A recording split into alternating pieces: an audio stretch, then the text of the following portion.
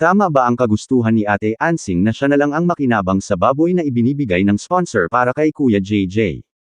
Sa latest vlog ni Daddy Frankie ay may panibagong blessing na naman si Kuya JJ matapos siyang makatanggap ng isang baboy mula sa isang mabuting sponsor na natuwa sa kanya at gustong makatulong.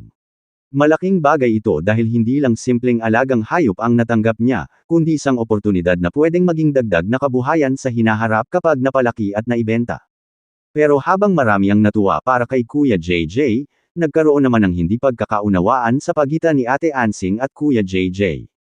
Ang gusto kasi ni Ansing ay sa kanya na lang mapunta ang baboy. Ang katwiran niya, siya naman ang nag-aalaga kay Kuya Oliver kaya sa tingin niya ay mas siya ang dapat magpalaki nito at makinabang kapag dumating ang panahon na maaari na itong ibenta. Hindi naman pumayag si Kuya JJ.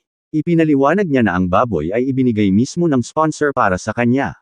Wala namang sinabi ang sponsor na pwedeng ilipat ito sa ibang tao, kaya natural lang na panghawakan niya ang bagay na ipinagkatiwala sa kanya. Sa kabila nito, ipinilit pa rin ni Ate Ansing ang gusto niyang mangyari. Dito na namagitan si Daddy Frankie. Malinaw ang sinabi niya kay Ate Ansing na huwag nang kunin ang baboy dahil hindi naman ito para sa kanya. Ipinaalala rin niya na mas mahalaga ang pagtutulungan nilang magkakapatid lalo na para kay Kuya Oliver. Sa halip na pag-awayan ang biyayang dumating, mas mabuting suportahan nila ang isa't isa para mas umunlad ang buong pamilya. Kung susuriin nating mabuti ang sitwasyon, may dahilan kung bakit ganoon ang naging reaksyon ni Ate Ansing. Hindi biro ang responsibilidad ng pag-aalaga sa isang kapamilya. Posibleng iniisip niya na kung magkakaroon siya ng sariling alagang baboy, magkakaroon din siya ng sariling mapagkukunan ng kita. Naiintindihan iyon. Pero ang problema ay hindi ang hangarin niyang kumita. Ang naging problema ay ang pagpupumilit niyang makuha ang isang bagay na malinaw na ibinigay sa ibang tao. Magkaibang usapin ang pangangailangan at ang karapatan. Kahit gaano pa kaganda ang dahilan, kung hindi naman talaga para sa iyo ang isang bagay, kailangan pa ring igalang ang desisyon ng taong nagbigay. Dito naging mahalaga ang sinabi ni Daddy Frankie. Bilang nakatatanda, hindi siya kumampi dahil lang sa mas naaawa siya sa isa. Ang pinairal niya ay kung ano ang tama. At iyon ang mahalaga sa isang pamilya. Hindi dapat emosyon lang ang pinapairal, kundi pati ang pagiging patas. Isa pang dapat isipin dito ay ang pananaw ng sponsor.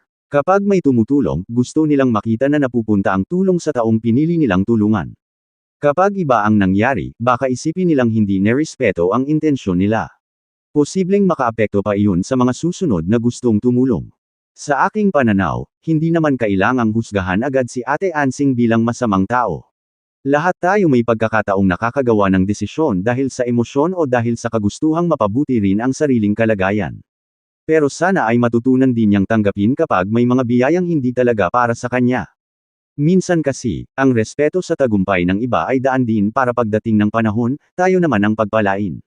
Hindi kailangang agawin ang oportunidad ng kapamilya para lang umasenso. Mas maganda kung suportahan natin sila, dahil kapag umangat ang isa, pwedeng umangat ang buong pamilya kung may pagkakaisa. Tama rin si Kuya JJ na ipaglaban ang bagay na ipinagkatiwala sa kanya. Hindi yun pagiging modemo, responsibilidad niya yun bilang taong pinagkatiwalaan ng sponsor. At para kay Daddy Frankie, maganda ang naging papel niya sa sitwasyong ito.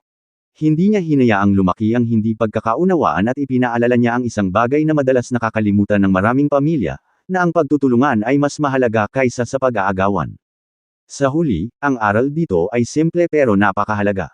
Kapag may biyayang dumating sa isang kapamilya, huwag itong tingnan bilang bagay na dapat pag-awayan.